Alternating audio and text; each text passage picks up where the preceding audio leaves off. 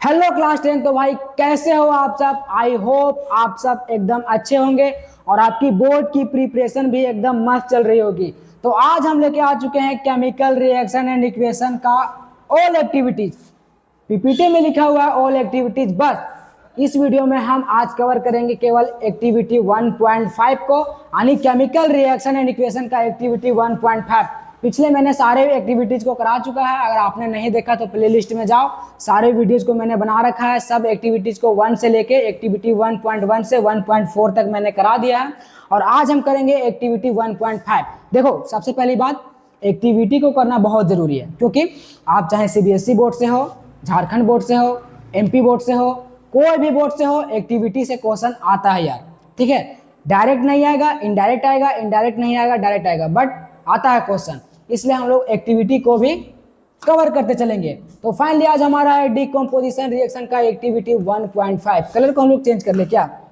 चलो red colour को ले लेते हैं। ठीक है, चलो देखते हैं। इसमें बोलता है take about 2 gram ferrous sulphate crystal in a dry boiling tube. आपको एक बॉइलिंग ट्यूब में 2 ग्राम फेरस सल्फेट के क्रिस्टल को लेने बोल रहा है। ठीक है, अब उसके बाद note the colour of ferrous sulphate crystals.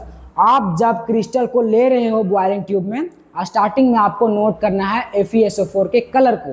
देखो, FeSO4 का जो कलर होता है वो होता है ग्रीन, है ना? ध्यान रखना, FeSO4 का कलर, इसको अलग कलर से लिख लेते हैं, ये होता है ग्रीन। ठीक है, बट मैंने बहुत लोगों को देखा है कि FeSO4 को हीट करने के बाद सीधा ग्रीन से कर देते हैं रेडिश ब्राउन। आपको मैं दिखाता हूं, जैसे ये रिएक्शन को आप लोग करते हो तो क्या बोला है, FeSO4 को लेने बोला ना। देखो FeSO4, उसके बाद जब हम इसको हीट करेंगे तो ये बनाएगा फेरिक ऑक्साइड Fe2O3, और यहाँ से निकलती है sulphur dioxide plus sulphur trioxide. ठीक है, लेकिन मेरी जान एक बात एकदम ध्यान से सुनना कि ये है हमारा ग्रीन कलर में। ठीक है, और जैसे ही जो इसको हीट करते हैं, ये हमारा ग्रीन कलर में कब होता है, कैसे होता है, ये भी मैं आपको बताता हूं। ठीक है, फिलहाल ये ग्रीन कलर में नहीं है, फिलहाल के लिए समझिए ग्रीन कलर में नहीं है, क्योंकि ग्रीन से डायरेक्ट रेडिश ब्राउन नहीं हो जाता है। समझ रहे हो मैं क्या बोलना चाह रहा हूँ? ग्रीन से डायरेक्ट रेडिश ब्राउन नहीं हो जाता है ना? ग्रीन से पहले होता है व्हाइट, और व्हाइट के बाद होता है हमारा रेडिश ब्राउन। तो देखो व्हाइट कैसे होता है, दरअसल ये देखो, आप इसको जगह लिखने का, हाँ देखो, FeSO4 का जो हमारा क्रिस्टल है वो हाइड्रेटेड होता है, और ये होता है हमारा ग्रीन कलर में।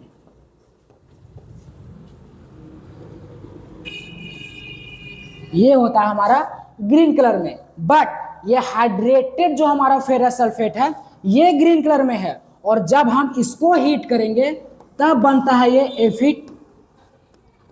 FeSO4, जो कि होता है हमारा व्हाइट कलर में। तो मेरी जान एक बात एकदम दिमाग में एकदम बांध लो कि डायरेक्ट ग्रीन से रेडिश ब्राउन नहीं हो जाता है, पहले ग्रीन से होता है, पहले ग्रीन से होता है व्हाइट। देखो ये हमारा जो FeSO4 है ये है व्हाइट कलर में। ठीक है, तो पहले हमारा ग्रीन से होता है व्हाइट, और जब ये FeSO4 को हम लोग हीट करते हैं, यहाँ पे व्हाइट कर लो तो ज़्यादा बेटर रहेगा यार, यहाँ पे कर लो आप लोग व्हाइट, व्हाइट कलर से ही लिख दे क्या?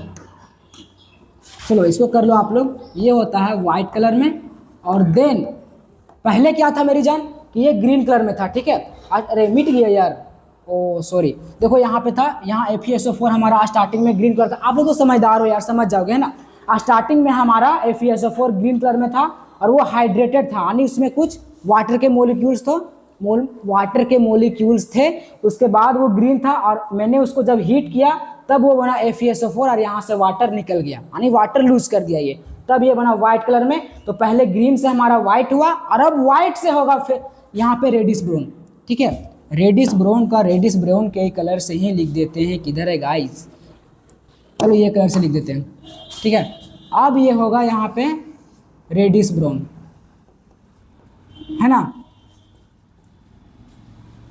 ठीक है, मैंने क्या बताया आपको, ओवरऑल क्या बताया मैंने आपको कि स्टार्टिंग में फेरस सल्फेट के क्रिस्टल में कुछ वाटर थे, और जब मैंने फेरस सल्फेट के क्रिस्टल को मैंने हाइड्रेटेड फेरस सल्फेट क्रिस्टल को मैंने ये बोलना सही रहेगा कि जब मैंने हाइड्रेटेड फेरस सल्फेट को जब मैंने हीट किया तब वो बना FeSO4, जो कि कैसा कलर में था, व्हाइट कलर में। और ये व्हाइट कलर के जब हम फेरस सल्फेट को जब हम हीट करेंगे तब ये बनाएगा Fe2O3, that is ferric oxide, और ये होता है हमारा रेडिश ब्राउन कलर में, और यहां से निकलता है SO2 और SO3।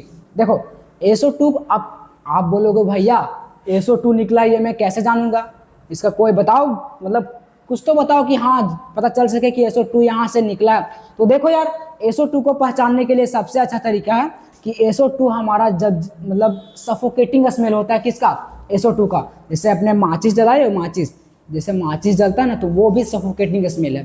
तो देखो यहाँ पे बोलता है ये हमारा बॉइलिंग ट्यूब है, ये हमारा फेरस सल्फेट का क्रिस्टल था, और हाँ, do not point the mouth of the boiling tube at your neighbour और योर सेल्फ। मतलब समझो मेरी बात को कि जैसे ये क्रिस्टल था हमारा, यहाँ पर इसको भी हम लोग हीट कर रहे थे, तो यहाँ से क्या निकल रहा था, SO2 और SO3, समझ रहे हो, SO2 और SO3, जो कि हमारा एक एयर पोल्यूटेंट है ना, एक एयर पोल्यूटेंट है। इसलिए एनसीईआरटी बोल रहा है कि इसको इसके पॉइंट को यानी इसके आपको आपके नेबर के यानी आपके जो भी पड़ोसी हैं, मतलब जो भी आप लोग मिल के एक्टिविटी को कर रहे हो उसके तरफ मत करना यार। मतलब कि ऐसे मान लो ये बॉइलिंग ट्यूब है, यहाँ पे हो रहा है एक्टिविटी, तो यहाँ से क्या निकल रहा है, SO2 SO3, जो कि क्या है, एयर पोल्यूटेंट है। तो इसको हमारा नाक में नहीं जाना चाहिए, है ना, समझ रहे हो, नाक में मतलब हमारे एंटर नहीं करना चाहिए। इसलिए बोलता है कि आप इसके पॉइंट को अपने और अपने नेबर से, पड़ोसी से दूर रख के कीजिए।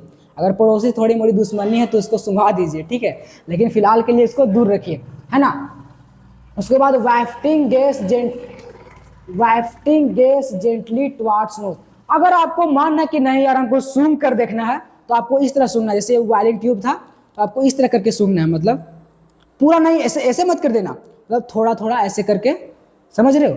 हाँ, तो ये इसलिए नहीं करने बोलता क्योंकि हमारा SO2 and SO3 air pollutant है। तो आई होप कि आपको ये एक्टिविटी समझ में आ चुका होगा। देखो FeSO4 को यहाँ पे हीट किया, फेरस सल्फेट को क्या बनाया, फेरिक ऑक्साइड, और सल्फर डाइऑक्साइड निकल गया, और सल्फर ट्राइऑक्साइड, समझ रहे हो, ये है हमारा एयर पोल्यूटेंट, ठीक है। आई होप गाइज आपको ये एक्टिविटी में कोई भी दिक्कत नहीं होना चाहिए, है ना। तो चलिए मिलते हैं नेक्स्ट वीडियो में, और अगला वीडियो में हम लोग करेंगे एक्टिविटी 1.6 को, है ना। तब तक के लिए आप प्रैक्टिस करके देखो यार इसको, क्योंकि देखो डायरेक्ट एग्जाम में आप इस तरह मत लिख देना कि फेरस सल्फेट ग्रीन कलर में था और उसके बाद वो रेडिश ब्राउन में हो गया, नहीं, पहले फेरस सल्फेट ग्रीन से होता है व्हाइट, और व्हाइट के बाद होता है रेडिश ब्राउन, है ना। तो चलिए मिलते हैं नेक्स्ट वीडियो में हम लोग करेंगे एक्टिविटी 1.6 को। तब तक के लिए बाय।